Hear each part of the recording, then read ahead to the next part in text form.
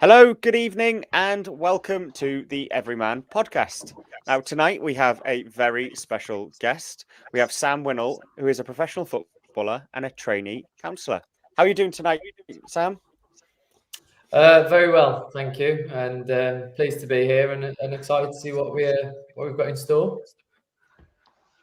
Yeah, very excited to have you on. You are technically our first professional footballer, even though we've had many come on or talk to us and say, yes, we'd love to come on. So hopefully you're the start of us talking to many professional footballers, because I think it's a really big topic, men's health, and someone who's played in front of thousands of people and been sort of a role model for thousands of young people.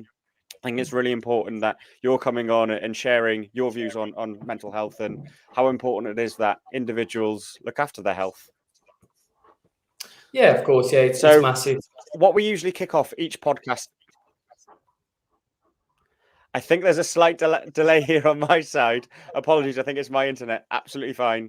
Not in the best place tonight for internet. So Sam, you were saying there, yeah, it's massive.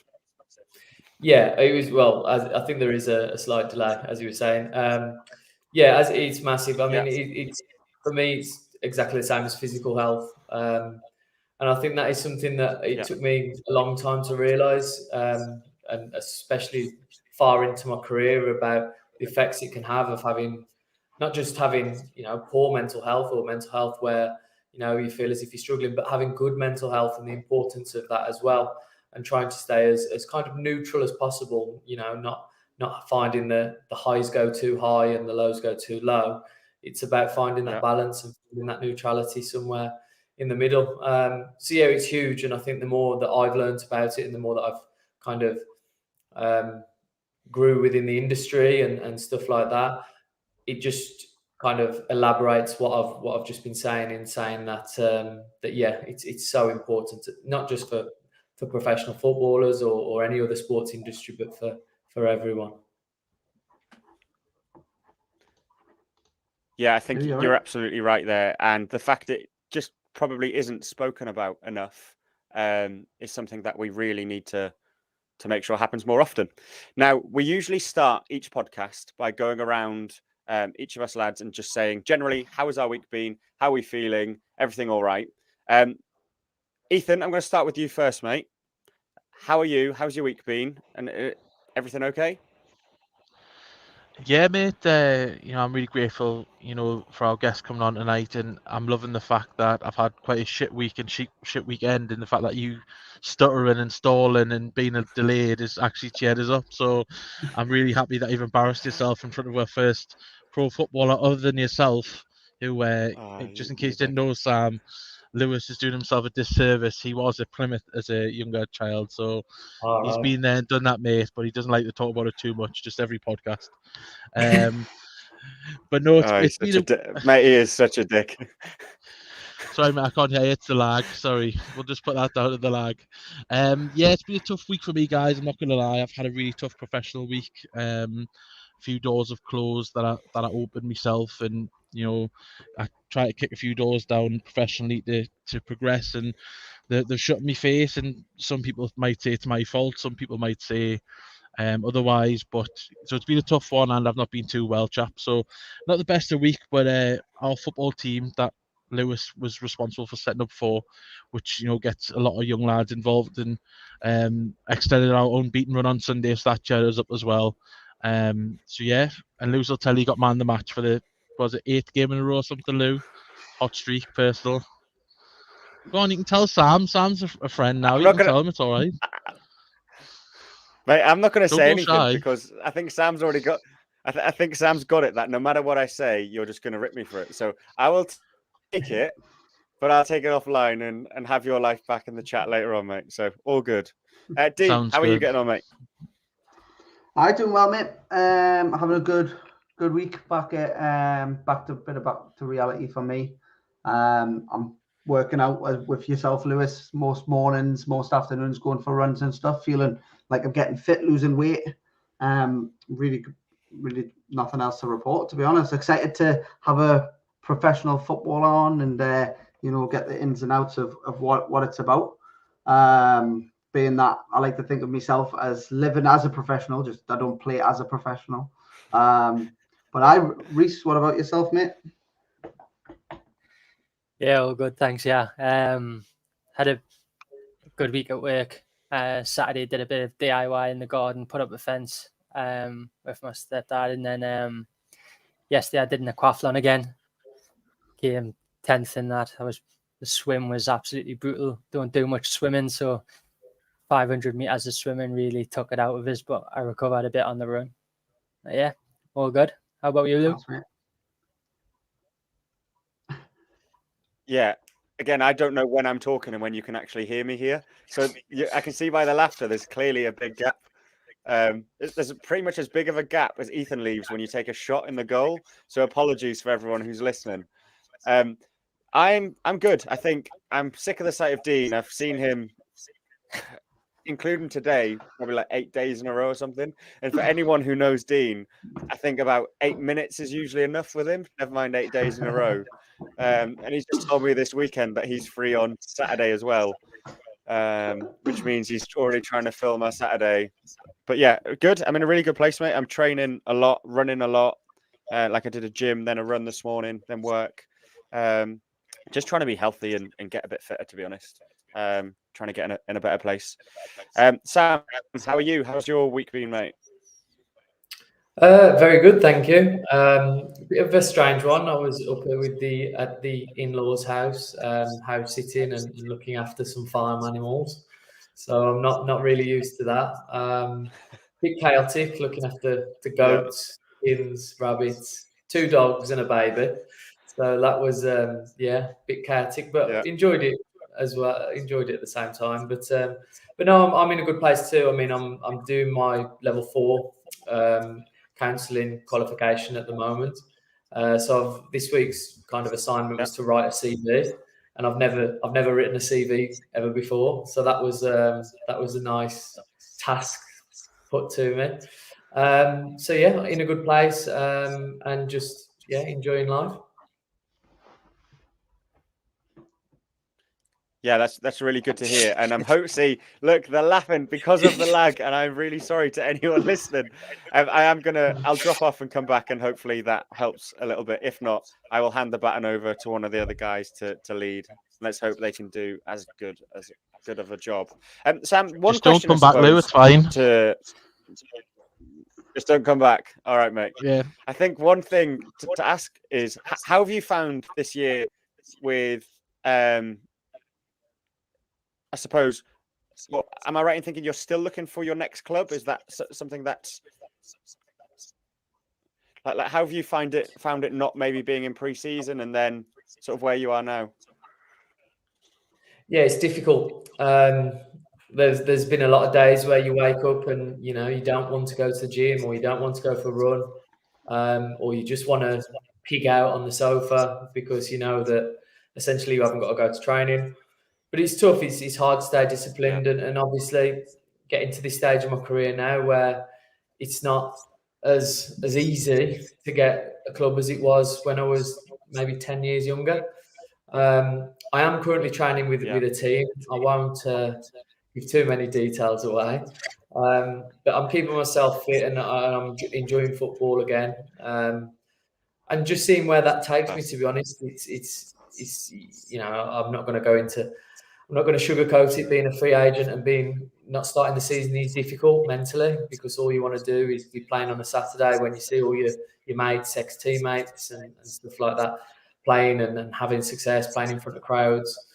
And you do feel as if you're missing out. You do feel as if you've had a purpose and it's just been taken away from you. So it's very challenging. The best thing you can do is just try and stay adaptable, and just be ready for when the phone rings, and stay positive, because like I say, there's so many people in my life around me that are there to support me. The last thing I want to do is kind of take out my frustrations out on them. So I think that's the main aim, is to try and just be in a positive mood for the people around you.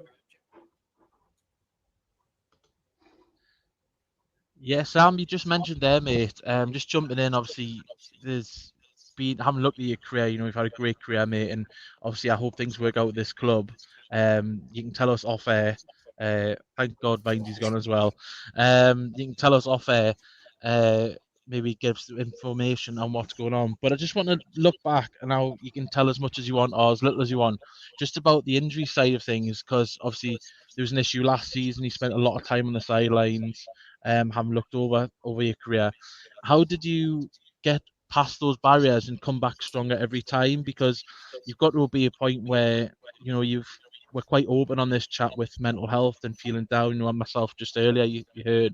How did you get all those obstacles and come to the other side? Was it a case of friends, a partner, a family? Would you mind explaining a little bit more about that for anyone who may be going through a similar issue or have struggled in the past? Yeah, I mean, it's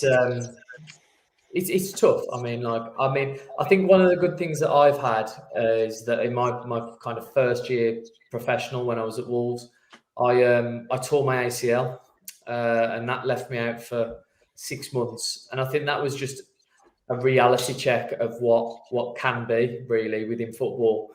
And that kind of taught me to be resilient in moments like that, in moments where you are injured, you're in the gym alone a lot of the time, and having to kind of rely on yourself for motivation and discipline. The biggest thing you can do is just keep going and treat every day as it comes. And there are going to be days where you're not feeling great, or you're down, or you're not at your best. And I think it's being kind to yourself on those days and making sure and giving yourself a bit of a break and just understanding yourself and your own moods. But then on the days where you are feeling positive, you need to really seize the day and make the most of it. And I think that's the way you kind of have to take all forms of injuries, is just try and take it day by day and control what you can control that day. The most frustrating thing that I had last year was all the injuries that I had like 3 different ones, and they were kind of half niggly. Like, they weren't really ones where I thought, or in my ankle injury, I ruptured a ligament in my ankle in February, which kind of saw me off for the season. But the first 2 I had in the first half of the season, they were just such frustrating ones which weren't massively substantial, but ones that were keeping me off the field. And they're the hardest ones, I think sometimes the longer term ones are easier because you just kind of get your head around the fact that you're not going to be playing for a while and you've got no other alternative but to just grind it out every day. But when the ones are like little niggly ones where you're like waking up just hoping to feel a little bit better, which might have a little bit of progress, that's where the frustration lies when it comes to injuries. But I think, like I say, because I've done 2 ACLs, 2 really long-term injuries,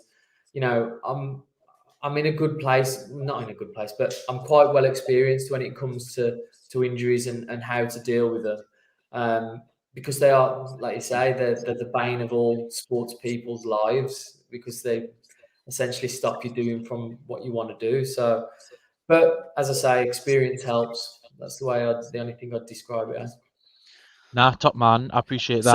So Lewis is back and he thinks I still have a lag again. I'm sorry, I have a lag. I still have a lag, don't I? I'm really sorry because I jumped in there first. Sam, we can't get the staff, can we? Yeah, don't worry. Hands up if we should kick Lewis off the podcast for good. And Sam becomes the new leader. Not even just tonight, for good. For good, that's it, yeah. Exactly. We vote. Exactly. Yeah. Sam, we are hiring now. Sam, we are hiring for lead host if you want to apply. Sack the club off and come join us. Well, I need a job, lads, so, Sorry, we don't pay anything. We actually charge you to be on the podcast. It's just 30 bags a week. I hope you don't mind. I'll get you on there, mate. Just before Vindy jumps back in, Sam, I just want to elaborate. I really appreciate you opening up there, mate. I know it's something that's not really, something that's considered widely talked about, and it could be a bit of a dark path and bringing up stuff that you probably don't want to chat about. Something personally I've struggled with is diet my whole life, eating and overeating. I'm quite a big binge eater, which I'm looking to get help for. A few of the lads are as well. Now, obviously I can imagine nutrition in your line of profession is controlled very much so. But do you personally like subscribe to any sort of diets or anything like that? Obviously to counteract any injuries. I know vegan. A lot of people try vegan diets to help inflammation, things like that. Is there anything you maybe have tried and along the way that you can maybe share with us just on the diet side of things? I mean, I did try a vegan diet, tried it for 6 months, and if I'm going to be totally honest, mate, it made me really unhappy. Yeah. Made me How come? really unhappy. I just felt hungry all the time, just felt not satisfied with the food that I was eating. And I mean, I enjoy food. I love my food. Obviously, you have to be quite careful and balanced with the food that I have. And you know, you kind of have to pick your moments when to kind of enjoy food and when to see it as fuel, essentially. But yeah, I mean, I've tried things before, but I didn't really enjoy the veganism. And it wasn't for any other reason other than I wanted to give it a go and see if it did have a positive influence on my performance. But I didn't feel it because mentally it was probably putting me down.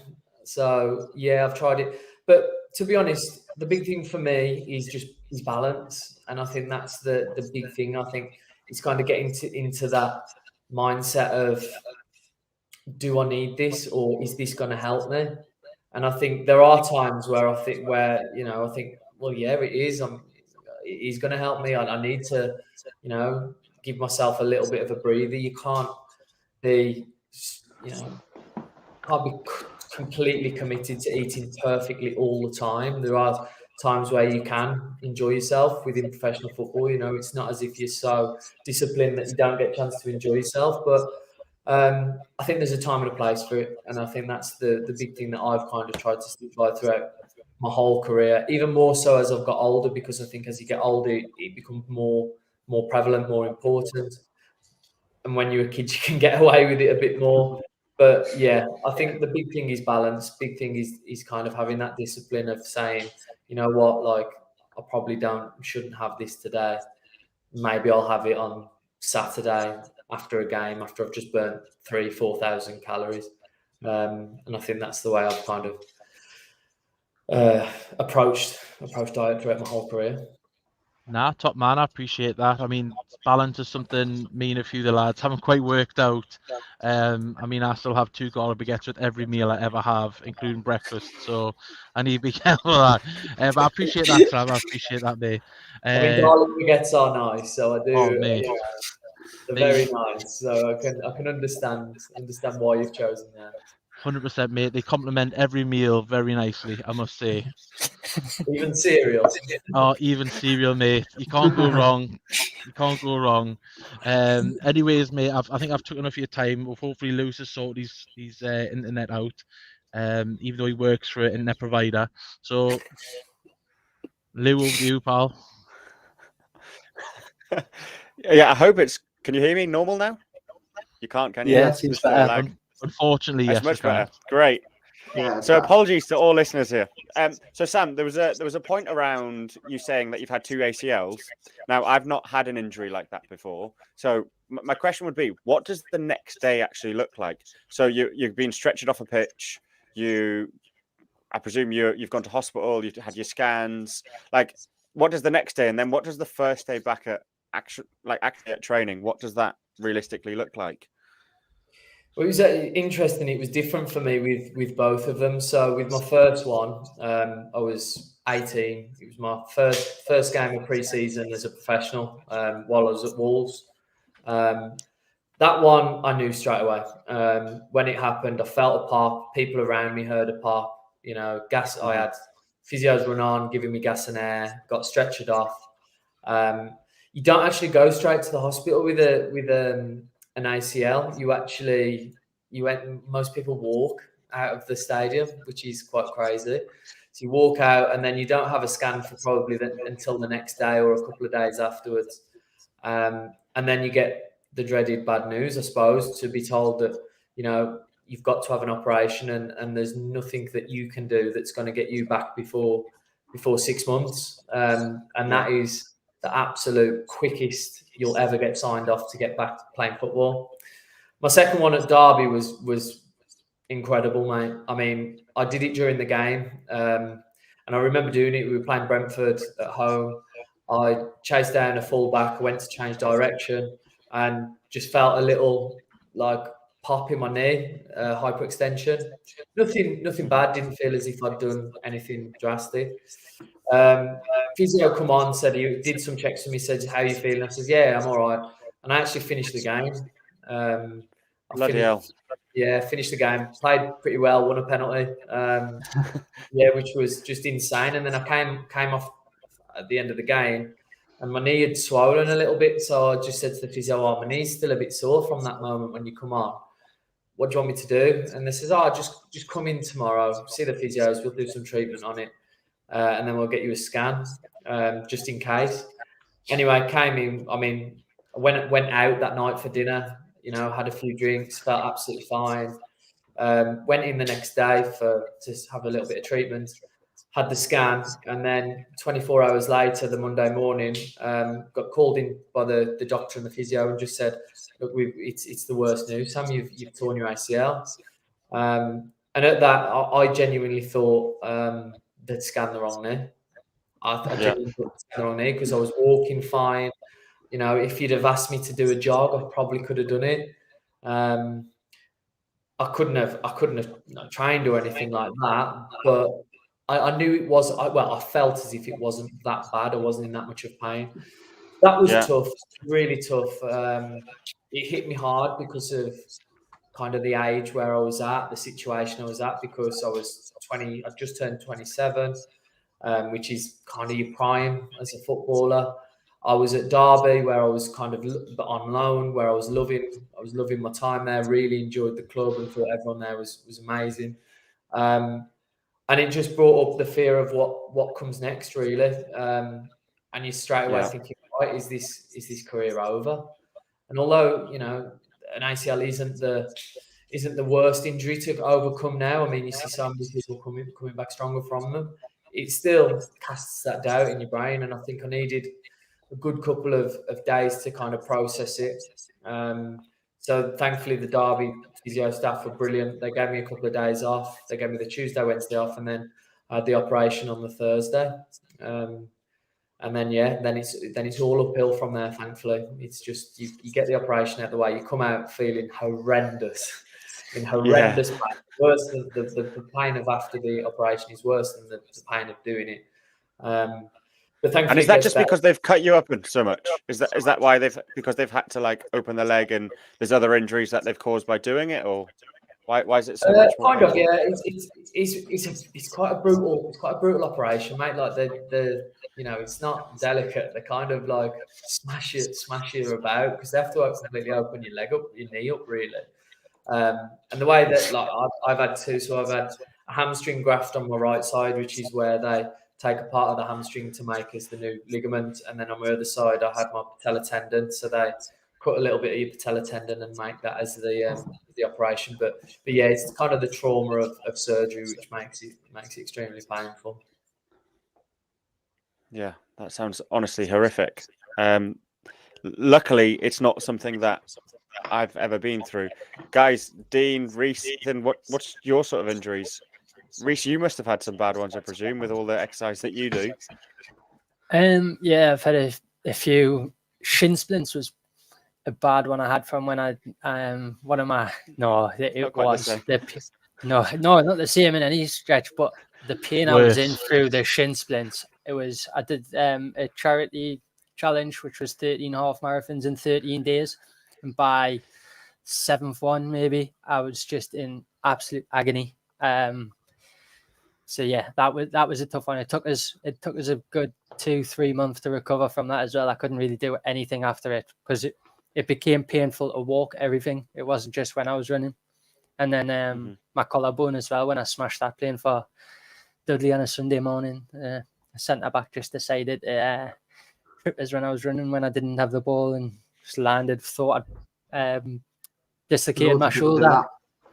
Yeah, thought I dislocated my shoulder because there was a big lump. Got to hospital. Thought they were just going to pop it back in, and yeah, the X-rays showed that it was pretty smashed. I had to have a operation a couple of days later, metal plate across it, screws into it. But yeah, that wasn't nice either. And then it's a time off work afterwards as well, which is I guess that's the worst part, because at the time I had a young son, and well, I was on SSP only, which is about 90 quid a week. So that's the most difficult part about an injury for, say, myself, when I was taking 6 weeks off work and you're losing pay, and then it's how am I going to pay the bills, that sort of thing. Mm-hmm. Yeah, I think, Sam, this is probably a slightly different question, and again, you can answer this as honestly as you like around this. So, Premier League players get sort of 5, 6, 7 year contracts, and we've spoke to lots of people, even people who haven't quite come on the podcast yet, around maybe in the lower leagues, but still very high level. You're not maybe given that 5, 6 year deal where you have that full confidence that if I have a long injury, I'm okay for the next 3 or 4 years anyway. I've got that longevity in my contract. So did that ever come into your mind when you think, for example, I'm potentially going to be out here for 6, 8, 9, 12 months, and I might only have a 12-month contract? Was that ever something in your head where maybe that links into what Reese has said of, well, shit, I've got bills to pay after that 12 months, and then what happens after that? I must admit, I was really fortunate with my ACLs, because when I did my first one, Wolves were brilliant. They said, look, don't worry about your contract situation. I actually had 18 months left. Well, I had 2 years left when I did it. And they said, look, don't worry about your contract. You will get the same amount of time to prove yourself even when you're back. Brilliant. Which was really good. And then thankfully, when I did come back, within 6 months, I'd proven myself, and they'd given me another 3-year deal. So, I mean, that was kind of like just massive weight off my shoulders, especially as an 18-year-old, first-year pro. You know, for that to happen in my first game, it would have been so easy for the club to just say, you know what, we don't need to take a gamble on this guy or put any money into this guy. Let's just ease him out. He's got 2 years left on his contract. We'll see those 2 years out and then see him off. But the club were really good with me. Gave me, a really good deal for someone my age and the experience and the injury that I'd been through. So they were great on that front. With my second one, it was a little bit different because I was on loan at Derby, and I was actually hoping and there was kind of aiming to sign permanently from Sheffield Wednesday. And that injury kind of set off a ripple effect of events that meant that I had to go back to Sheffield Wednesday. But luckily, again, I had 2 years left on my contract. So it kind of takes away the pressure. And the timing wasn't great on that one because I did it in the February and I didn't actually get back playing properly in the first team until December. So that one was like 10 months. And then, to be honest, for the rest of the season, I was just playing catch up. I had no preseason. I had no games under my belt. And although I did make quite a few appearances in the second half of the season, like I didn't feel fully fit. I didn't feel fully right. And it wasn't until the next season, the start of the next preseason, where I fully started to feel recovered and that it wasn't a hindrance anymore. But yeah, I mean, you see it so often within football. Luckily that didn't happen to me at the time with the ACLs, but you see it so often that, guys will have a year's contract, they'll tear an ACL, the contract will finish, and then they have to find alternative modes of physiotherapy, whether that be using the PFA and going to St George's Park and using the facilities there, because you get 3 weeks free through the PFA, or just finding your own physio. And it can be really difficult. I'm just really thankful that hasn't happened to me. Yeah. I mean, Sam, just a quick one, mate, building on obviously what Lewis has said there, just to move on from sort of injuries and things like that, but on the similar topic of contracts, Obviously, footballers get a bit of a bad rap, big wages, fancy cars, the women, things like that. I think that a lot of young men want themselves, they see obviously the Lamborghinis, things like that. But obviously, it's quite the opposite. That's probably the upper end of the spectrum. You've got a handful of players who can probably do that. Obviously, I know now with the likes of Man City players and Manchester United and things like that. But in fact, a footballer's career is so short and condensed. I mean, I would like, obviously, we're not going to talk money. That's distasteful. But if you can just sum up, if you had to work whilst you've had a contract at clubs, I mean, or do you do stuff on the side? I know obviously you want to go into counselling, which is fantastic and something I think would be a real benefit to other people. You're great to talk to, in that respect. But I would just like to know and just shed a bit of light on that, and the fact that whether things are as accurate as people may seem, and just try and debunk some of the myths of people have that on the go, if that's all right. No, yeah, of course, it's a good question. To be honest, you're right. I mean, the Premier League has just such a disparity from the rest of the football league. Really, I mean, the Championship is still, a fantastic opportunity to earn money. Like it's life changing money, and there's no no way to describe it really. And I'm lucky enough that kind of I've played quite a few years in the Championship, so I've had a good living out of the game so far. But when you look at the Premier League numbers, especially now, it's the best league in the world. It's got the best players in the world. Of course, it's going to have the highest wages in the world as well. It's just natural that it's that way. It's the most entertaining and it gets the most fans. It is just got everything going for it. It's a fantastic business, essentially. And that business doesn't run without its players. If you took the players away from that business, unfortunately, it wouldn't work. And that's the one thing that you can't take away from football is as soon as you take the players off that pitch, there's no games. So I understand why players get paid and the best ones get paid a lot. And it is a hell of a lot as well. But it's not the players' fault, essentially. They've worked all their life to be that level. They've made so many sacrifices. They've, put in so many hours of practice to be where they be and made so many kind of been disciplined the whole life. And not just them, their families as well. Their families some families will have given up absolutely everything just for their son or daughter to have a great chance at being a professional footballer. And I was lucky that my family did that for me as well. So, I'll never be one of those people that turns around and says, that footballers don't deserve the money that they get paid. I do think it needs to be more level playing field from the Premier League to the Football League. I think as soon as you get into like League Ones and Twos, don't get me wrong, again, still on huge money in, respect to the rest of the world, but the disparity is just so uneven. I mean, the average wage, I think, in the Premier League is something like 65 grand a week. Yeah, 65, 70, I think it's 75 the last I've seen. Is it 75? Yeah. So it's 75 grand a week. I mean, you go down to League Two, say, which is four divisions lower than that, you're probably looking at 1,500 to 2 grand a week. Now, don't get me wrong, that's still 75 grand a year to 75 to 100 grand a year. Massive wage, it's brilliant. But the Premier League players earning that in a week, it's 52 times more than what a League Two player could be potentially earning. Yeah. Now, I don't think the League is 52 times better than League Two. So there is a real disparity within the wages, and that even gets even worse when you go down into non-league. National League. Well. Yeah, exactly. massively. When you go down into the National League, it can get even worse as well. So there is a myth, and I've been kind of put under that stigma myself, away from footballers. Like, oh, you're a footballer, oh, you've got this, you've got that.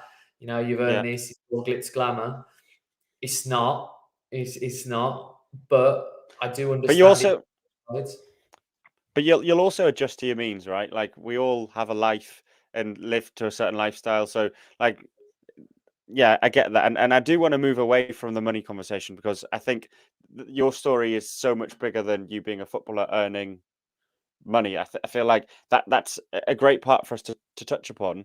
But one thing that you just mentioned there around like parents making their sacrifice for their children to make it. So my parents made elements of sacrifice for me to try and make it. I know Ethan touched upon that before, and I failed, and all those sorts of things. And the challenge around all the away trips are 6 hours away, and you're out all day, and your parents are taking you to training 4 or 5 times a week, and like the amount of investment from parents to help their kids get anywhere near to being a footballer is crazy. What I would be really interested to understand is what were you like as a kid playing football? Were you, so my friends who've made it, they were by head and shoulders by far the best at our age groups.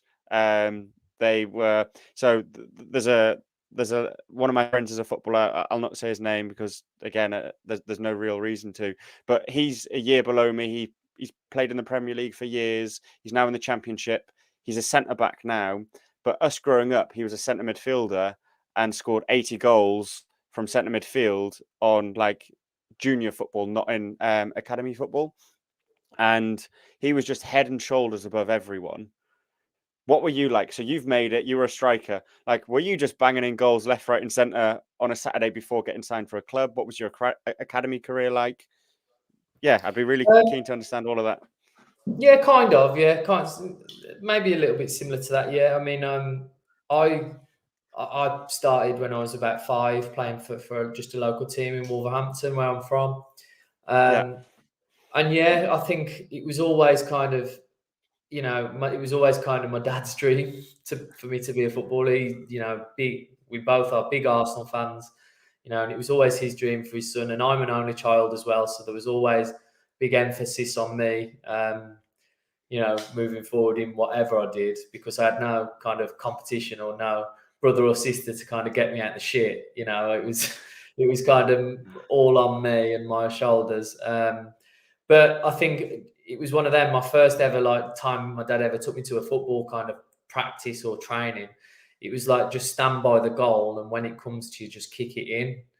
And I think I kind of just stuck doing that, really. And then I got better at it, and I did it more, and then I got better at it again, did it more, and then it just became like, that's what I wanted to do. I think, you know, you've all been kids yourselves. Like, when you're good at something, you want to do it more, don't you? And I think that was the big thing for me. I just loved scoring goals, and I did that quite a lot for like Sunday League in my local team. I had quite a few scouts trying to take me from the age of like 8, 9, but my parents were quite, you know, strict with me in the sense that they wanted me to join an academy when I was ready. So then I joined Wolves Academy at 11 when I was in secondary school. And just really kicked on from there. It was a culture shock going from playing with your mates and just enjoying it and scoring, you know, 4 every week or whatever, to joining an academy where it is like, it's like being a professional footballer from that age. Yeah. You know, you've got all the pressure. You understand the consequences of not having form, in the sense that if you're not playing, they'll just replace you. And they won't think twice about that either. And that's not saying anything against Wolves. That is academy football throughout the country, probably throughout the world. It is just, they're all looking for that one gem who's going to make them multi-million pounds or bring them success on the pitch. But I was lucky because my age group and my youth team, we had, I think there's about 6 that went on to play professional football and have a good career within football, that have played, you know, in the football league. Some have played in the Premier League. So, you know, it is a very rare occurrence, that is. You know, most age groups, if you get one that has a career in football, it's a success. But that also like kind of highlights the kind of risk that you take by trying to become a footballer or by joining an academy, because, like, as you say, if you get one from an age group, in my age group, there was probably over 100 kids in the 6-7 years I was in the academy. There's probably 100 different players that came and played for us, but only 6 went on to have a career, and that's seen as an anomaly. So it's it massive. shows, yeah, it is. It's huge. So I mean, you just have to look at that and just see how hard it is to actually go on and to make a career within the sport. Yeah, Reese, I'm sure you probably have some questions because Reese's son is at Newcastle currently, which you asked some questions last week. So last week we had a guy called Gary Petit on, and he looks after like young athletes, helping them to be successful, like an agent, and with like PR and those sorts of things. And he gave Reese some advice, and so it'd be interesting, Reese, maybe to ask some of the questions or a similar sort of line of questioning, because I thought last week's conversation was really good. Yeah, no, so he's my son is only 5. He doesn't turn 6 until January, so he can't actually play matches or anything yet, like with the FA rules. So he's at a really good club as well. And then he trains with. Well, I've just been the training ground with him there. It's great. The coaches are amazing. The kids that are there. It's all really good, and it's a really good learning experience for him. I guess it's for someone that's a massive Newcastle fan, it's great to be able to go there. And then we're seeing one of the Newcastle players when we're driving out tonight. He stopped out of his car. He was getting pictures with like the young lads, and it's all just a great experience. And for me at the minute, it's all about him just enjoying it. I had a bit of pressure put on me when I was younger, and it put me off football. So I'm trying not to do that to him every day. It's just telling him just enjoy it.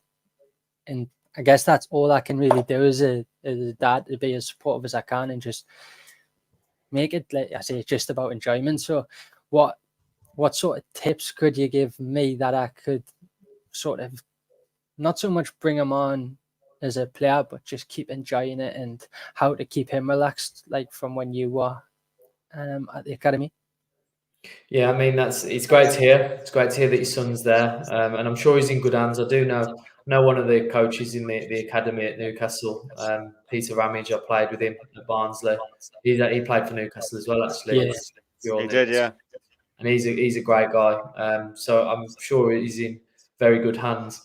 But I think you've kind of hit the nail on the head there. It is about just trying to get them to enjoy it as much as possible. I mean, I had, like I say, as an only child, I had the pressure on from my dad more than anyone. Like, I wanted to impress my dad more than I wanted to impress the Wolves coaches, and that's the thing with me that I had, that kind of pressure on me. It drove me, if anything, like there was times where, say, if I'd had a bad game and I hadn't scored, I knew that like it was going to be a bit frosty getting into the car after the game. Yeah. Not in a bad way. It was just more that I knew that my dad wanted the best for me. But I really felt that. So then when I did score and I did play well, I'd kind of rub it in his face a little bit. So it was like, it really drove me on and it gave me motivation. And I genuinely did think if I didn't have that, then I wouldn't be where I am today, and I wouldn't have had the career that I had. But that was me, and that was the way that I found my motivation. Like, that was kind of my way of dealing with it. Now, when I speak to parents who've got children in academies like yourself, the big thing I say to them is just try and take yourself out of the equation as much as possible. You've got coaches there who are there for a reason. They've kind of put the hours in to be qualified to train kids. Let them train kids and let you be a parent. And like, you maybe not comment on games or how you think he's played, but just be there as his support and just be there as reassure him that if he has a good game, great, you're there, you're his dad, you love him. If he has a bad game, no worries, there's another one, you're his dad, you love him.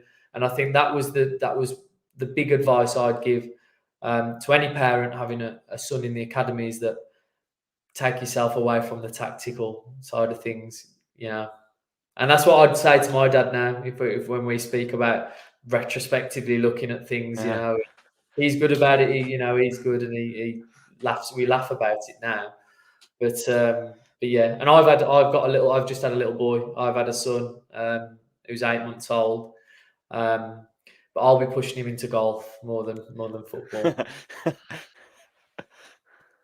No, well, congratulations on you, baby boy. And thanks for the advice. I guess, like you're saying about the coach, listen to the coaches.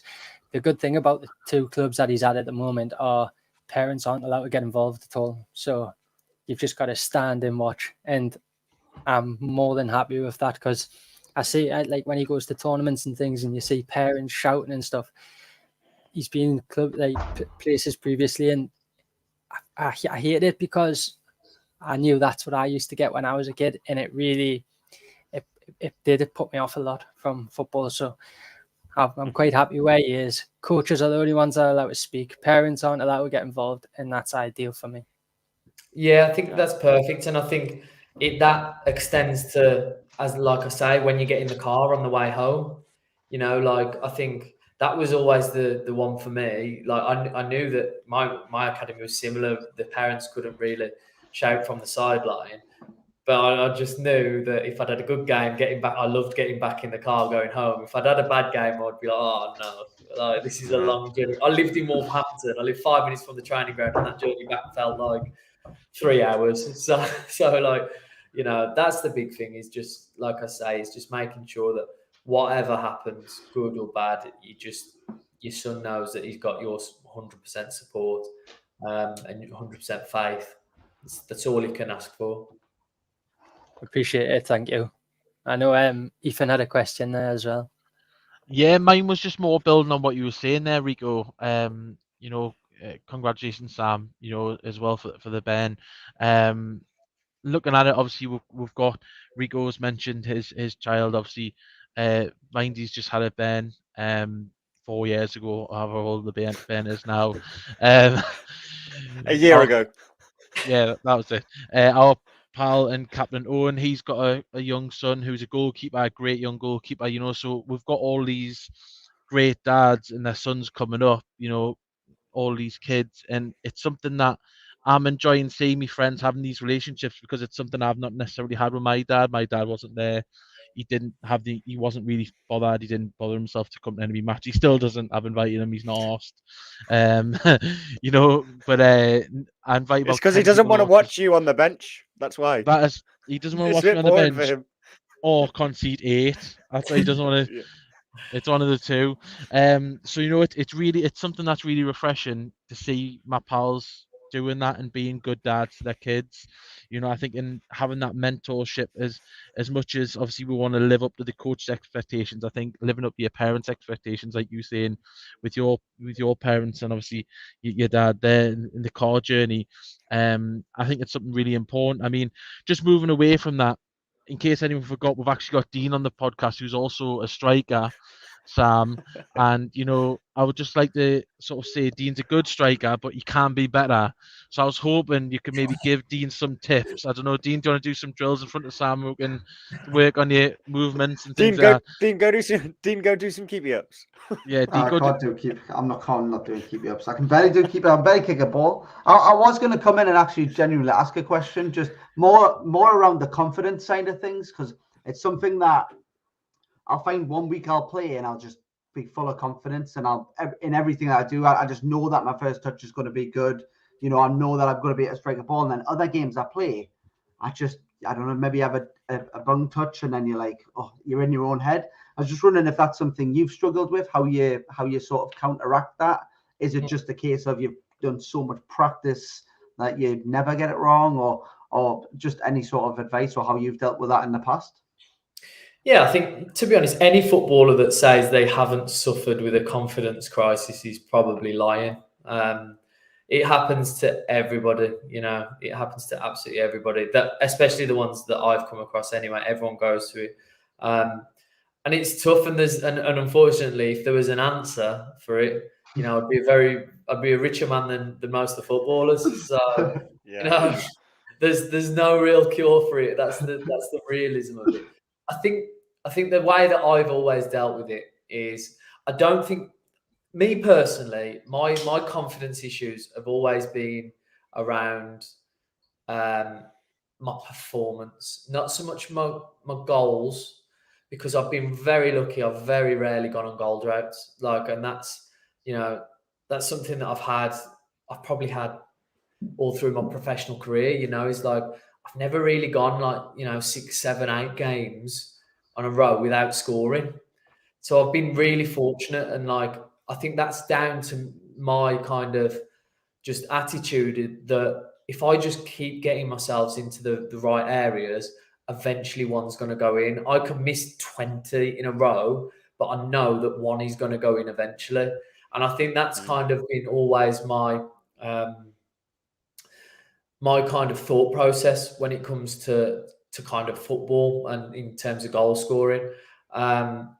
I think my performance is different now. I know I've gone through spells where I've struggled, where I've been like, you know what, if I don't play well today or if I don't score today, I'm gonna be on the bench next week. And I think that's really that's always been my biggest kind of gripe, in a sense, is that like I know that I'm not at my best when I'm under threat. In the sense that if I know that I've got to score or got to play well to stay in the team, you probably won't get the best out of me. The best you'll get out of me is when it's like, right, Sam, we need you to score today. Like all the pressure is on you to score. And like I thrived under that. Like when I was at Barnsley, that was kind of how it felt. It felt that like when shit was going on and when we were playing crap, it was right, we need Sam to get us a goal and get us out of the shit here. Or in the big games when it's like, we need to nick a goal, right, Sam will pop up and nick a goal. And I loved that pressure. I loved that feeling of being the kind of person that your teammates, the fans, the staff all look to. That was more kind of when I felt confident most, was when I had that pressure, as silly as it sounds. Really. Yeah, that's how I felt. The worst part of it, the worst kind of times for me have always came when I've felt as if I'm replaceable and that I'm going to be replaced. So I think it's different with different strikers. I mean, like, well, not just strikers, all footballers. It's different with footballers, and then some will find it different than others. Some won't like having the responsibility of being the man who they look to score. Some will prefer being that person that, you know what, if I play well, great. If I don't, I don't. But that was never my kind of attitude. My attitude was always, I just hate the feeling of being replaceable. Yeah. How do you find that, Dean? So when Sam's saying that he likes to be the man, he likes to have the pressure on his shoulders. So I've obviously played football with you a lot, Dean, and I think I know the answer to it. But how do you feel about that? Because I'm not that guy. I don't. Sometimes I feel like that. Sometimes I feel like I'm the guy and I can't be like that. But then other times I don't. Like, so like some of my best games are like when I play for a new team and I've got there's no pressure, there's no expectation, nothing to lose, and then you play unbelievable, and then you sign on and then you play like shit. But I can sort of resonate with the bit when you're like, you feel a bit replaceable and you're under pressure. Like this Sunday, like obviously for our team, we're flying at the moment, but with Sunday league, when you fly and everybody wants to play, we've got 20 odd players that we need to get down to 16, and I got a chance on Sunday and I was like, yeah, I'm going to have a really good game. I'm up for it. And I didn't play bad. I wasn't horrendous. I was all right, but I just felt like maybe I overhyped it in my head. I put too much pressure on myself to think if I don't have a good game, I'm going to be dropped and stuff like that. So, I'm sort of 6 of one, half a dozen of the other. Sometimes I feel like I've got loads of confidence and I'm flying and I am that guy. And then other times I'm thinking, oh God, if you squares it here, I might miss. And it's hard to find that balance of getting back in. I think once you start bagging goals, or you get that confidence, you start playing well. It's just getting that run of goals, really. Yeah, for certain. I mean, you see it so much, even at the top level. You look at people like Richarlison at Tottenham. Like look at his first kind of spell, and like he's openly admitted that he's got off the field things going on that he's seeking help for, which has affected his performance. It doesn't surprise me that he comes out in the press, says that, and then scores the next week. You know, just that doesn't surprise me. He took the pressure off himself by opening up, by showing a vulnerability. Maybe a weight was lifted by saying that, and the reaction he'd got to it, that he comes on against Sheffield United and scores the equaliser in the 98th minute or whatever it was. So, you know, like, there's no correlation. And that's the thing with confidence and anything like that, is that there's no cure and there's no massive answer for it. It's just something that every person has to deal with differently. No, thanks for sharing. Ethan, did you want to jump in? Yeah, mate. Just a quick one, like, just reiterating what you guys saying. I'm not a striker. I mean, I would be lethal if I was a striker. You know, I'm 6'2". You know, built like a brick shit house at 25 stone. So, you know, I would do the business. I'm just saying, but I'm a goalkeeper by trade, not a very good one, as everyone will admit. But I'm very much the opposite. I don't thrive under that pressure of having someone breathing down your neck, and it's quite good contrasting. Like, I think for me personally, if I know someone's watched on the sidelines, or someone's in someone else's head, or, you know, Lewis will tell you this as black as night. You know what I mean? It's a case of, I really struggle with that because it's almost like a paranoia. Like, I must make this pass. I must save this shot. I must. Whereas in pre-season, for the first time probably in a while, I had a run of games where there was nobody else there. You know, I still made daft mistakes, and, you know, it happens to the best of us, but I probably played some of my best football. My kicking was better, you know, my confidence was better, things like that, because you don't have that breathing down you.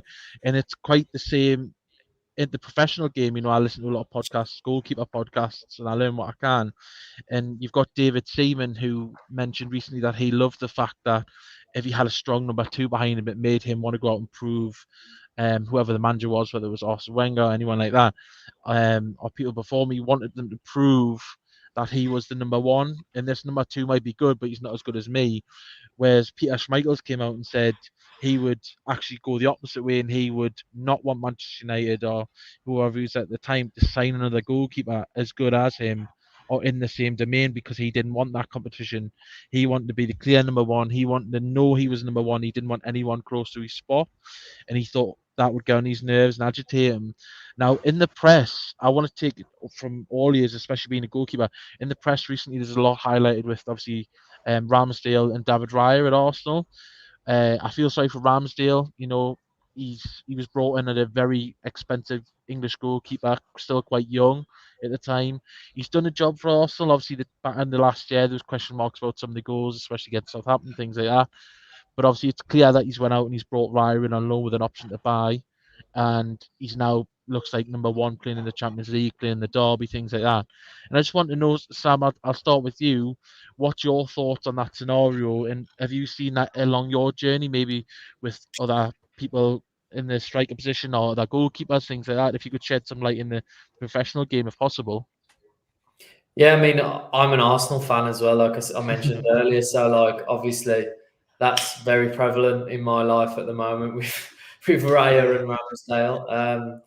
I mean, I do half understand it. I as bad as I loved Ramsdale last year, I thought he was brilliant. I think he is a brilliant goalie, but I do think Raya's better. And I just think that's the simplistic thing of, like, kind of side of it, is that football, it's brutal and there's no sentiment behind it. Like, yeah, he had a great year last year, Ramsdale, and made some, you know, amazing saves away at Spurs last year, away at Liverpool last year.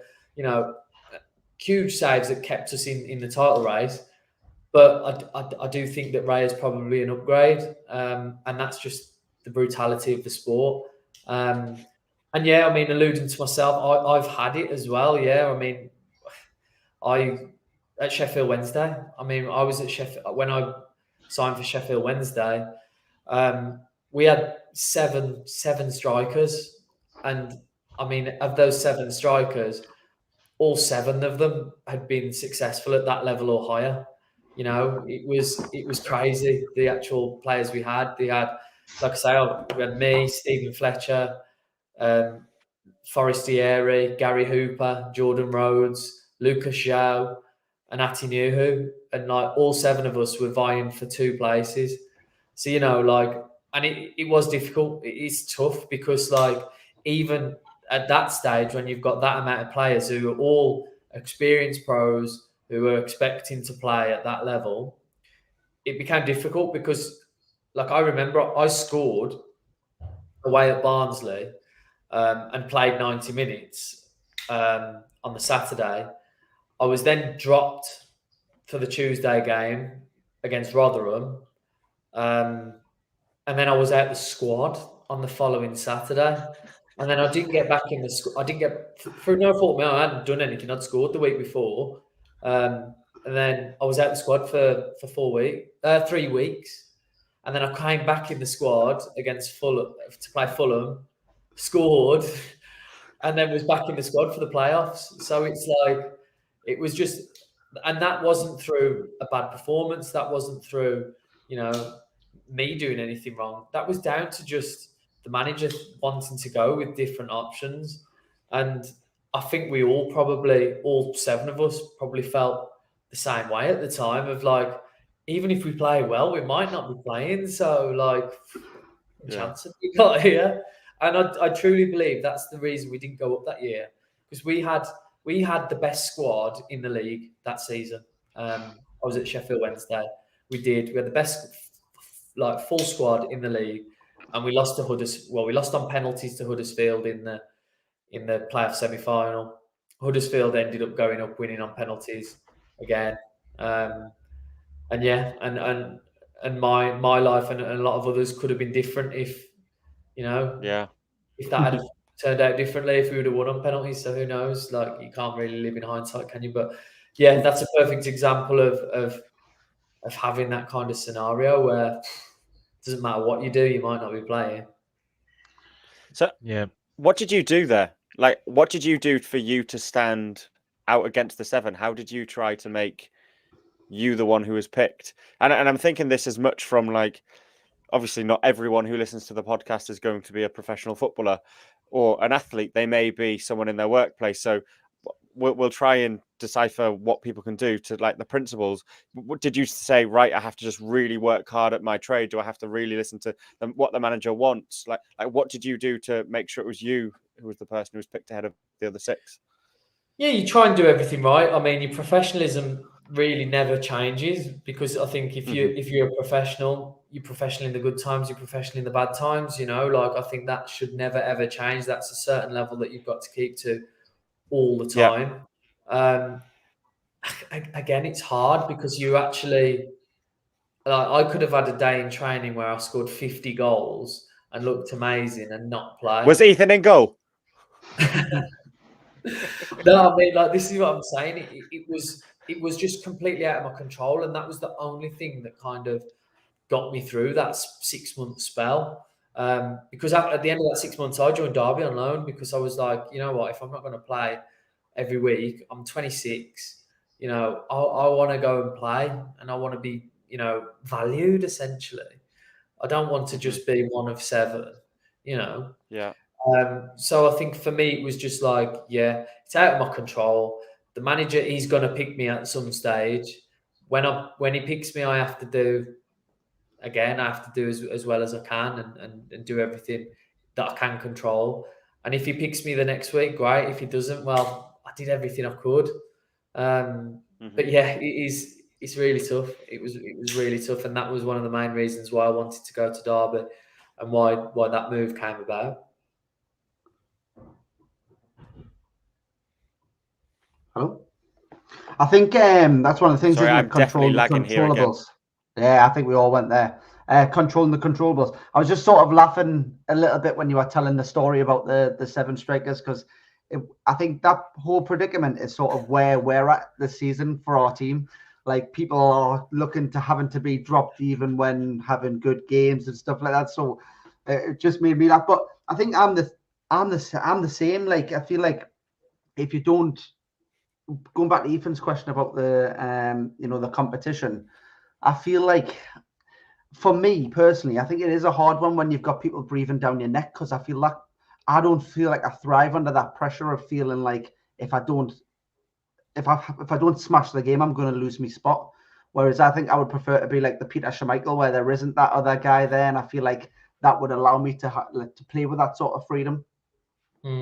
Yeah, and that's kind of what I was kind of alluding to about when I've played my best football, is that like the best football I've ever played is when I know that I'm the man that the rest of everyone looks to, and having the pressure come from that kind of side. Yeah. You know, the pressure to be the man rather than the pressure to stay in the side, because they're both pressure situations, but they're very different motivations behind them, isn't there?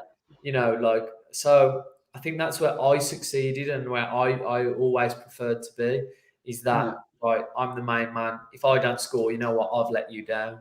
And I preferred that rather than being, right, if I don't score, I'm out of the team.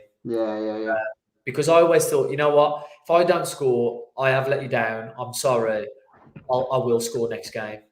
And that was my kind of like thought process to it, of like, you know what, I can't score every game because I'm not Messi and I'm not Ronaldo. But I tell you what, next game I will fucking score for you and we will win. And that was like kind of my attitude to it. And he did. It served me well. It served me well in the best parts of my career. Can I just say, Dean has definitely let us down many a time. I don't Is think he promising to make up for it though? Yeah, always promises to make up. Always. Every week. Every week. He's doing his best. Hey, what I lack for an ability, I make up for an effort. So, you know, you'll never see us not running. Exactly, and morale. Yeah, that's it. I'm doing a good job. I'm always on the sideline cheering. I'm the best linesman in the league. With the flag. Yeah. I was going to say, you'll be keeping hold of that flag when you find out we've signed Sam and where the club he's been training with. I can't wait. Yeah. This is where we'll tell you. Flag and top off as well. Sorry. Sorry, mate. My fault again. Terrible lag. I'll have to sort this for next week. This has not happened before. Sam, I think what would be super interesting as well. So we've talked about your football career, which is great. I'd be really keen to understand, and this is probably where we connected on LinkedIn, around what you're looking to do now and what this sort of next stage of your career and probably the rest of your future looks like, in terms of the work you're doing around training to be a counsellor. And obviously you're a huge mental health advocate. What made you decide to go down that path? Because it's not really the most common path for a footballer to go down. Most people say, I'm going to go into coaching, or I don't know, I might invest in some property, some businesses. What made you decide to go down sort of the counselling route? Well, it was my own therapy journey, if I'm going to be totally honest. I went into therapy myself whilst I was at Sheffield Wednesday. And I think seeing the kind of benefits of working with a counsellor and with a therapist, it really gave me a kind of motivation of thinking, well, you know what, like, I look at the football world and, you know, there has to be so many other players like myself who are probably struggling with one thing or another. Mine was a combination of things, few things within football, a few things away from football, which led me to get a bit of support. And I just thought, you know what, there has to be more. There has to be more people who are in the same situation.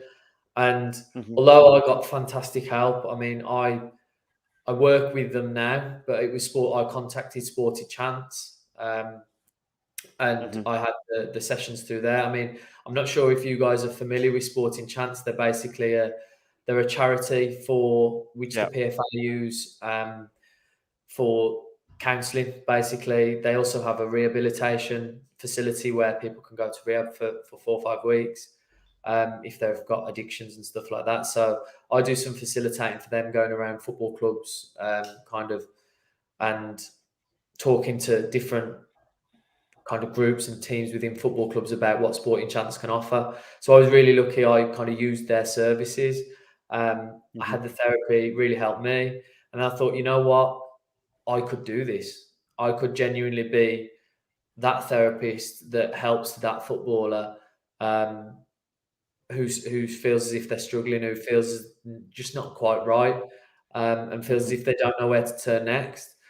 And I just thought that having my level of kind of experience that I've had within football would also help other people to understand that I resonate and that I kind of understand what they're going through, and that might encourage the player to open up. I mean, football is quite an intrinsic sport like that, in the sense that footballers only kind of listen to other footballers or other ex-pros or ex-coaches and stuff like that, because we get stick on Twitter, we get stick on Facebook, we get stick off crowds. So you learn to block that out. But that probably is a negative when you go and speak to someone who's a therapist who doesn't have a clue about football, So I just thought I could combine the two, but I knew I had to put in the graft to get the education to go alongside the kind of experience that I've had. And you know what? Since I've started the kind of journey of learning how to be a counsellor, I have absolutely loved it. And it has given me so much kind of self-reflection, and it has changed me as a person, tenfold from the person that I was, not just before I started having counselling, but since I started the course and the education side of things. So it's been a massive benefit to me, this journey so far that I've been on, and hopefully moving forward, I can be a massive avenue of support for other sports people that may have been in a similar situation to one that I was in. Yeah, I think I just want to touch on that, because first of all, well done on what you're doing now to support other people who have been in a similar position of what you have been in. So mental health, I'm quite big on it at the minute, because 7 months ago tomorrow, I actually tried to commit suicide after struggling with addiction. So I have been looking into Sport and Chance today and looking at the different things they're doing. It is amazing, sort of the support they're giving. I guess really the for seeing me when I was in that position, there wasn't really any help available, because the waiting lists and stuff are all absolutely crazy. It's just, I think every time I rang a different place, it was 9 months, a year, and it was setting me back a lot. It's something I want to try and look at, about how, I don't know. I don't know if it would be possible, but to try and reduce the waiting times, if there was a way of setting something up, it's probably not possible. But I guess it's just amazing that someone that's being a professional footballer, and now you're going on that journey to try and help other people in that same place. I guess I haven't really came clear with message. It's a little bit you're taken aback. I do say no. I mean, it's really it's a really brave and courageous thing to say as well. I think to just completely, to be open about it is amazing. And I really kind of applaud that in a way, because it is quite a difficult thing to be open about. And you're absolutely spot on. The waiting lists through the NHS, or the waiting list for just normal counselling, is a real issue. It boils down to there not being enough counsellors, or there not being enough therapists. That's the problem. There's more people struggling than there are counsellors, and that is, a real nationwide problem that we have. And I suppose, unfortunately, there's not much we can do about that, other than trying to be a counsellor, which I'm trying to do.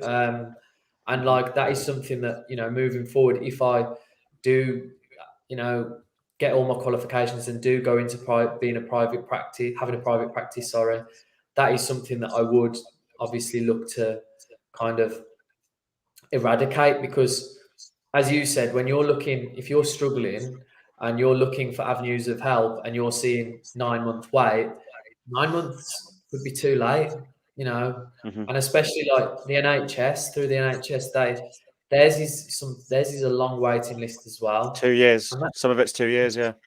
It's a 2-year waiting list, and unfortunately, all they offer is CBT. So their kind of form of therapy is only CBT. So for someone like yourself who's having suicidal, thoughts, that wouldn't have even been like the appropriate help. It wouldn't. Yeah. So it's a real problem in the industry, and that is something that hopefully with time, the more people that are trying to get qualified and the more jobs that there's going to become out there, hopefully the waiting lists come down. But no, I really applaud your honesty and your courage to come out with that, because it can't be easy. Yeah, thank you. I don't want to go into the story too much, because I came on as a guest initially, and shared my. He's one of our close friends. Yeah. Yeah, and then I've just connected with you on LinkedIn, so I'm actually trying to use my journey to sort of help other people, like Brilliant. not in a professional way. So you'll be able to see it on there, anyways. But yeah, no, like mine was through addiction, which is why my mental health did get better. So yeah, I guess probably the therapy sort of that was being offered, like you say, probably wouldn't have been relevant anyways. But yeah, I'm through it now. I'm much better, and yeah, thank you for that. Reese, one thing I'll say about that is you should never downplay the fact of the journey that you've come on. Like, and you try and do it all of the time. Like, I've spoke to you from that period to now, mate. You've gone from probably not wanting to leave the house at all, not wanting to speak to anyone, to being a huge inspiration. And I'll say this to everyone, like the work you've done since, the talks you're doing, to going on various podcasts, to now being a host on a podcast, like, you are nothing short of an inspiration, mate. And I'm so proud of everything that you've done. So keep it up. A big part of, obviously, Sam, what we got you on to talk about, and what Reese is saying around potentially more funding. And Reese, this is probably an idea for you as much as anything, or for you to take thought on what we're actually doing here. We probably never will solve it through just therapy. So, because men, we know this, we don't talk. So I've been in that same position as you previously. Ethan's been at suicidal thoughts before. Dean, I don't believe you have, on the conversations that we've had, but you've been in various different places in your mental health. Podcasts like this, groups getting together like Andy Mann's Club. We're going to be speaking to Luke Ambler very soon.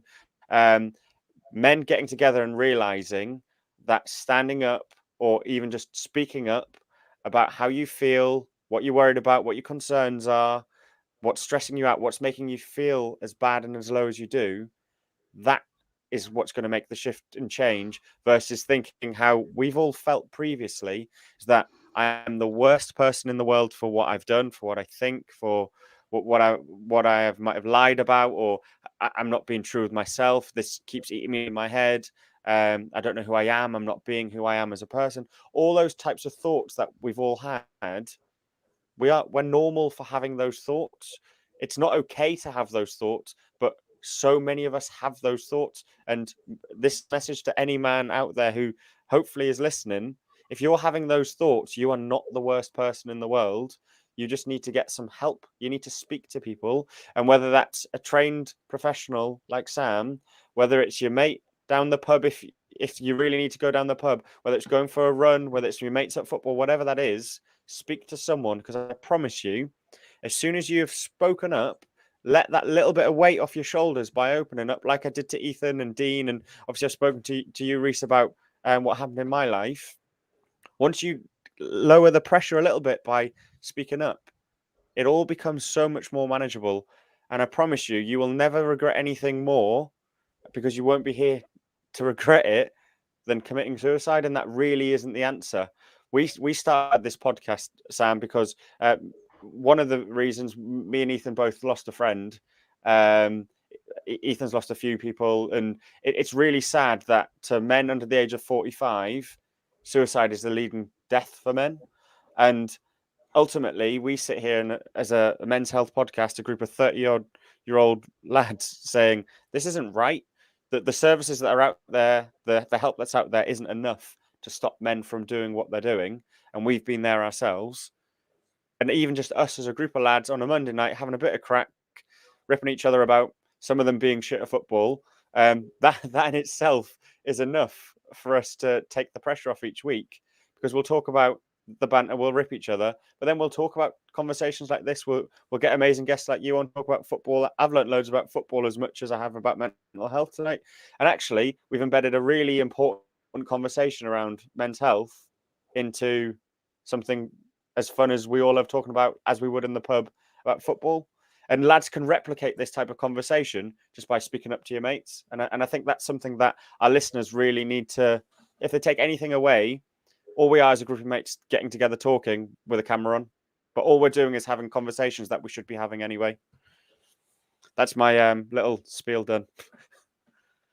No, I think it's a brilliant message to get across as well. I mean, there is still that stigma, isn't there? And I mean, I do think we are making strides. I think we are in a better place now today than we probably ever have been in terms of that attitude that men can be vulnerable.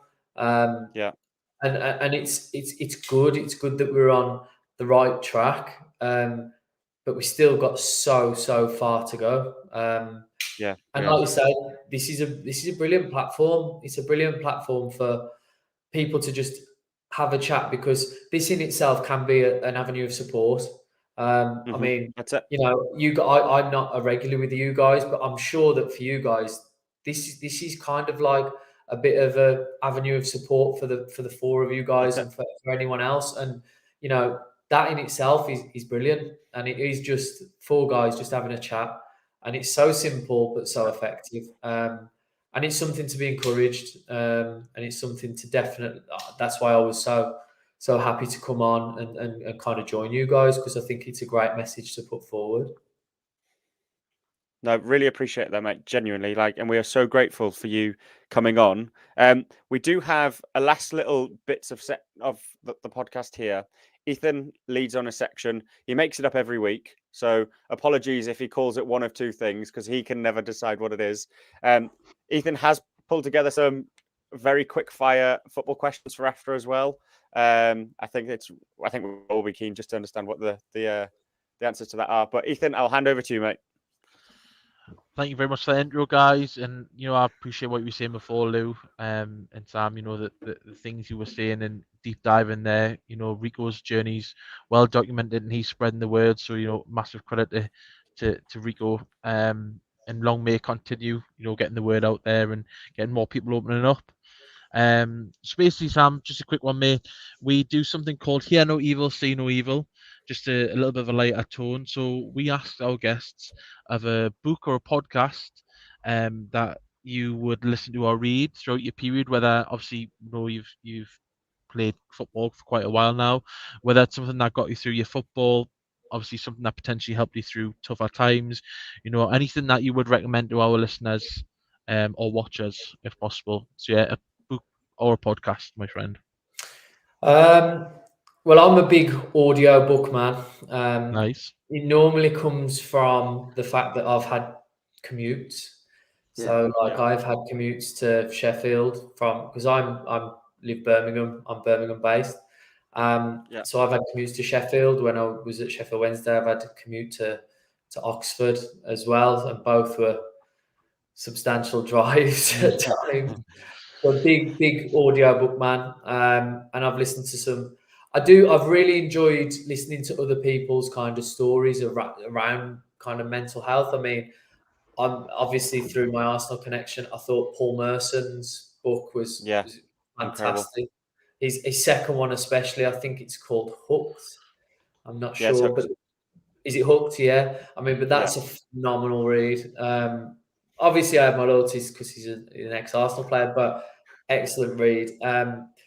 A big for me in terms of podcasting is I'm a huge golf fan. I love golf, love playing, love watching, love listening to. And I listen to Rick Shields' podcast. He's a big kind of YouTuber, podcaster surrounding golf. And that just gives me quite a level of sanity because it's a sport that I love, and he's giving me all the kind of information I need about it and giving me topics to kind of consider, which is great. So those two are my normal go-tos. But I think the more I go on my kind of counselling journey, the more reading I'm doing of different books and different theories and stuff like that. And it can get a little bit monotonous at times. But I am enjoying it. What I am enjoying is taking bits I like from certain books and kind of moulding that into the way I see things. I actually read a great book called Bounce recently, which was really good, and it's all about the myths of talent, and how the guy he was like number one table tennis player in the country, and his brother was number two. But there was, out of the top 10 in the country, 6 of them lived on his road and were brought up on his road. And it's kind of it's basically a debunking kind of attitude towards that talent is a bit of a myth. That's a great book. I'd definitely recommend as well. I would recommend 2 seconds, Ethan. I've got a follow up for you on that one. If you listen to or read Outliers by Malcolm Gladwell, it's a similar premise. It's all around how successful or why successful people are successful, and it even talks around like dates that people are born, months are born, and stuff. You might have read it, but it's incredible. I have read books. It's about the September theory, isn't it? That the September babies school year stuff. Because of the school year have more of a chance of becoming CEOs and people of success because they have. Yeah, I've not read the full book, but again, that's a book that I've taken snippets of. It's same kind of premise. Yeah, very good. Thank you for that suggestion. No, that's fine. Thanks for that suggestion, Viney. Do you want to tell Sam about Plymouth while you're on again? Just all right. I'll get back to it. Sorry, Sam. Before we're rudely interrupted. But yeah, mate, that's some great suggestions there. Our pal Dino, who has spoke forward today, he usually buys every book on Amazon. So he'll be straight on it. That sounds good. Yeah, I'm looking forward to it. Yeah, sounds good. He says that like he reads any of them. He's got like a shelf. There was a word. What was the word last week? There was a phrase, wasn't there? A bookshelf or no read shelf or something like that. Yeah, I'll probably make that that up. up. Watch the episode back. Anyway, Sam, sorry mate, so it drifted off there thanks to Viney. So I was meant to get some questions off an Owls fan, my pal Rob from down Wednesday way, but he's not come back to me. So we've actually had some questions from our listeners while we've been doing the pod. Just a few people. I also want to point out that Rob is in the bar books for not sending the questions as well. But we'll start with a nice easy one for you there, mate. What type of boots do you wear when you're playing?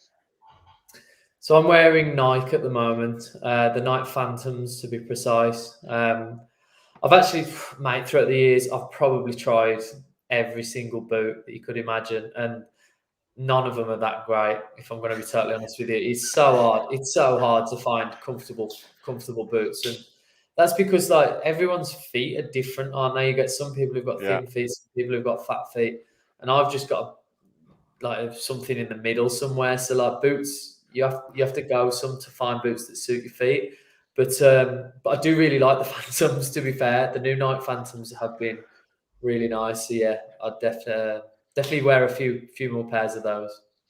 Top man, Dino's got those on order now. Better than my boots, mate. I wear black Puma Kings. I just look like a fat referee in goal. Absolutely classic. Next question, mate. Best player you've ever played with? I'd probably say probably Barry Bannon at Sheffield Wednesday. Yeah, he was. Good player. I'm not just saying that because he was my car school buddy. So we both travelled up from Birmingham to Sheffield together for a few years. But no, like he was brilliant. Really, really good for someone who's like, he's only like 5'6", and he's probably 8 stone, piss wet through, but. He's just so graceful on the pitch. His technique's fantastic, and he's brilliant. And he's having a bit of a tough start to life back in the Championship with Sheffield Wednesday at the moment because they're struggling a little bit. But no, he's top class player. No, top man. And this one's a bit from me. Best goalkeeper you've played with or played against? Actually, that's it.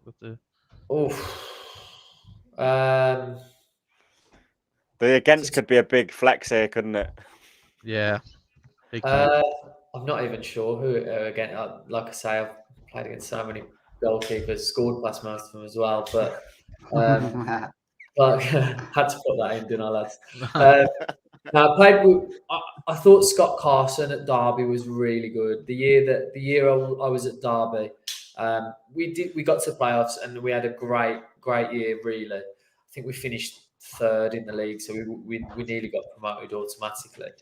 But he was instrumental in that year. Yeah. There were so many games that we like nicked 1-0 or 2-1, and he'd made like 10 saves in the game that you just think, wow, like it's just going to be our day. I think we played Leeds. We played Leeds away, and like I'd scored 2 in the game. We won 2-1, and I'd scored both the goals. But genuinely, he made probably about 15 saves. So even though I'd scored 2, I think he still got man of the match, which is like is insane for a goalkeeper. So he was brilliant that year. But yeah, so I'd probably go for him if I'm going to be honest. I love how you just casually name drop a Champions League winning 4 or 5 time Premier League winning goalkeeper there. Like, it's treble winner. Impressive. Treble winner. Yeah, treble winner. He's an even better person as well. I think that's the best part about him, that he's just a top man. I'm not surprised like that Guardiola keeps him around. He'd be the first to admit that he's not going to be the first name on the team sheet. He's not going to replace Ederson, is he? But the effect that he'll be having on the dressing room, it just does not surprise me that he's there year in, year out.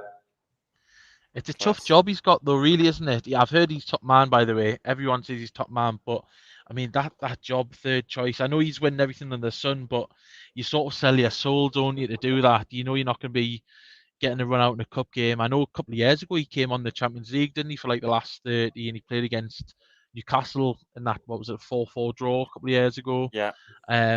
So it is a tough one. But yeah, I've heard he's top man, so I appreciate that. And a massive flex because he did play for England, by the way. He did. He did. Top man. Yeah. I won't remind you of the game he did play against them, Croatia 2008. But yeah. It's a difficult one, that, to be fair. So just another one, moving on. Best moment in football to date.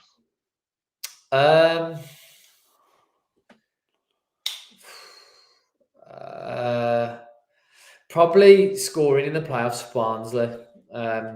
If I'm going to be totally honest, we got through to. It was a mad season. So at Christmas we were like bottom of the league. We were in the relegation zone at Christmas, and then after that we just went on a mad run where we won, I think, something like 17 out of the last 20 games, and nicked the sixth playoff. The last playoff place on the last day of the season, beating Wigan, and we'd just been on so much form that we just felt unbeatable. And anyway, the first leg we played Warsaw, who'd finished third, who'd finished on like 96 points and not got promoted. And anyway, we absolutely like battered them, and I scored 2. Nice. And I remember I scored in the second half to make us go 2-0 up, and then got the ball literally straight from kickoff, and I just felt like invincible because the stadium was rocking. I'd scored in the playoffs. It was a nice hot day. I had my family in the box. It was just it couldn't get any better. So I just thought, fuck it, I'm going on a run. Anyway, I went on a run from straight from the halfway line, beat a couple of players, scored again, to put us 3-0.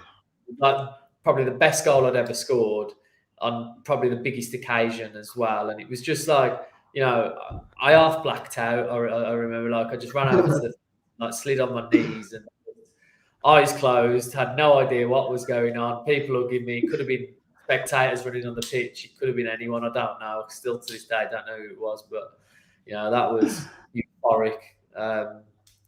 It was that'll take some beating. I mean, that's as bad as it sounds, my joyous occasions have always come from goals rather than wins.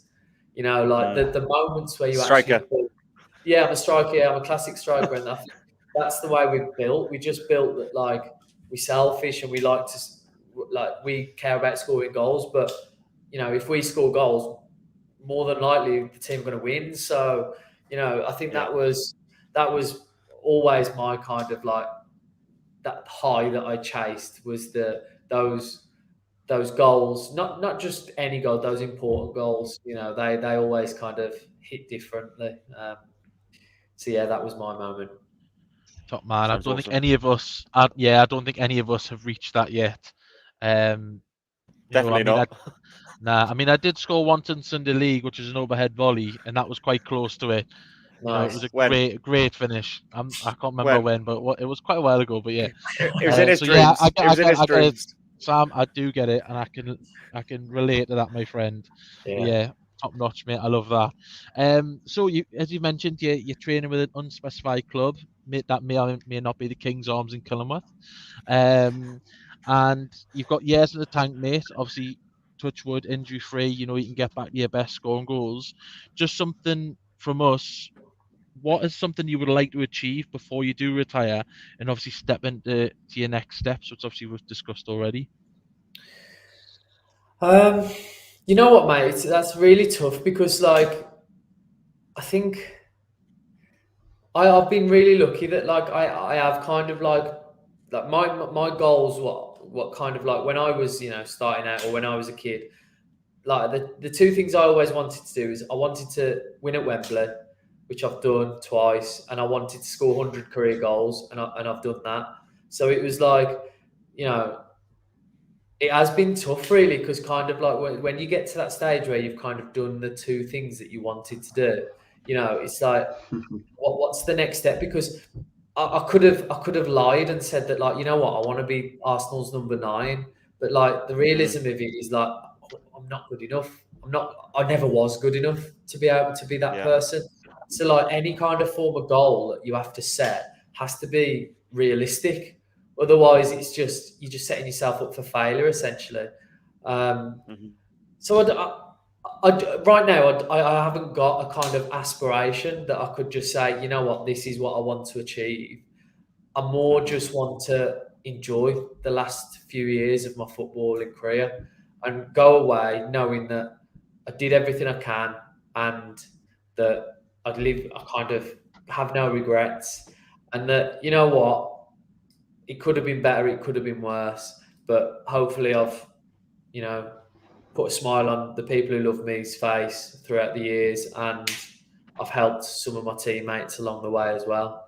So, it sounds like a bit boring answer. I'd love to give you a kind of an aspiration, a goal that I've got, but I think when you get to this stage of your career, mate, it becomes different. Nah, I appreciate that, mate. I appreciate Can I just jump in 1 second? You've lived most lads' dreams. You know what I mean? Playing professional football, honestly, like, fair play. Scoring 100 goals, amazing. You have lived. I know I've dreamt about being a professional footballer. Even still a couple of years ago, I was like, you know what? Maybe I can. It's just something we've all seen you play, Rico. About. I've seen you as well, Lou. Don't worry. No, but fair play. Yeah, you've done what most people can only dream of. Yeah, and I mean, there's like, I don't want to sugarcoat it at all. Like I've gone through a lot of kind of suffering in that time as well. That like it's really affected my mental health at times. My physical health, obviously, through the injuries that I've picked up over the years, like, has taken a bit of a battering as well, and there is a price to pay along that line, and I think all footballers go through that, and it probably doesn't get kind of noticed, or it doesn't get like, no one really seems to care about it, because it's like you say, everyone's kind of says, you know what, you're a footballer, you've lived every person's dream, but there is definitely a kind of a darker side to it that comes alongside it, and there's challenges that comes for every footballer at some stage, whether it be someone like me who's played predominantly in the Football League. Well, all my career really has been in the Football League, whether it be Championship League 1 or 2, or the lads that are at the absolute top of the Premier League. I mean, you just have to look at like how many top players now are coming out and saying that they've struggled with mental health in the past. I mean, Marcus Rashford has a celebration that he talks about it. Jadon Sancho infamously had quite a few months off last year where he was given an extended break to go and work on his mental health. Paul Pogba as well spoke about it. Dominic Calvert-Lewin, Richarlison. I mean, the list goes on. So, I mean, it just shows that it's not simple industry. It's not the glitz and glamour that everyone kind of stereotypes football as. But again, the highs are really high and the lows are really low. And that's just that's the industry, and that's the one thing I say to anyone who's not been in the industry or wants to get into the industry or has ambitions to get in the industry is just be prepared for that. Just be prepared that the highs are you cannot replicate. They're higher than anything you'll ever experience, other than having a child. Personally, that was mine. But apart from that, football has given me the only highs that you can ever imagine. But then it's also brought me the hardest lows as well. So, if you can prepare for that and you know that that's coming, then that holds you in good stead, especially if you've got a kind of strategy to deal with that. Yeah, I think that is such an incredible point, and it's probably a great one to end the pod on, because for me, football it's such an emotive sport. It's something as a fan we watch every single weekend, and I really personally I've probably struggled to comprehend how some people can go from that super high of scoring a goal at Wembley, for example, or playing in front of 50, 60, 70,000 people, and then 5 years later you're retired, you don't have that adrenaline all the time anymore. So yeah, I think that's such a powerful point to round on, and no wonder so many people like Paul Merson, as you mentioned before, end up leaving the sport and they look for something else maybe to fill that adrenaline rush, that kick, that hit. And hopefully the work that you go on to do, if you continue down that path that you're doing, can really help some of those people leaving that, because as you mentioned before, I think it takes someone to have experienced the highest highs to be able to sit down and talk to someone about the fact that life just isn't going to be like that now that you've finished playing sport, and actually you need to find new purpose in your life to give you that next set of goals, objectives, to feel that true fulfillment and not constantly chase the next buzz, because nothing will ever get you back to that point again. And that's the reality of it, really. That is, like you've just said, that's reality of all footballers' career, like that. Unfortunately, it comes to an end. It does. It's not something that you can do for the rest of your life. It is going to come to an end. And I think that you have to have, I'm not going to be saying you have to have a career lined up for the day you retire. That's just not feasible for everybody. I think it's more of a mindset that you have to have prepared. You have to have a prepared that I'm going into, I'm potentially retiring now. I need to have the mindset of my life's going to be completely different now. How am I best going to kind of deal with this challenge? Because it's a huge challenge. Most kids are like myself. They've been playing football since. Sorry, most footballers are like myself have been playing since they were 5. If you retire at 35, that's 30 years that you've been doing something, and then now it's just over. It's difficult to consider, isn't it? So it's definitely having something in place, like I say, a mindset in place of how you're going to tackle that change, the huge life change that you're going to go through. Yeah, no, absolutely. Sam, I think it'll be really good in post your football career. Obviously, you're welcome back anytime pre that, but post your football career as well, to see how that transition goes for you from being a professional footballer to then how you are getting on with that next phase of your life.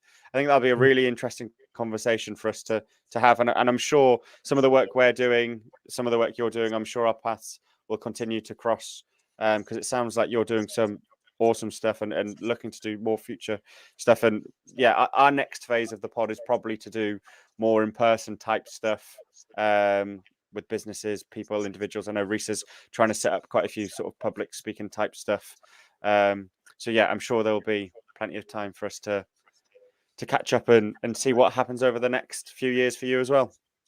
No, absolutely, lads. Anytime you want to get in touch or bring me back on, just let me know, and I'll be up for it. So it's been a pleasure to be on. Appreciate it very much, mate. Thank you so much for sharing your story, your message with the Everyman podcast. Any thoughts, boys? Ethan, looked like you're about to talk there. No, I was just gonna. Yeah, nope, yep. I was just about to say, Sam, thanks very much for coming on, mate. Don't check your inbox because Dino's gonna message you about one-to-one coaching. But yeah, I really appreciate your time, mate, and thanks for coming on and sharing your story. Yeah. No, I don't charge much. I don't charge much. You're such a dick. All right, mate. Thank you. Right, cheers to all our guests and listeners. We will catch you on the next one. Thank you.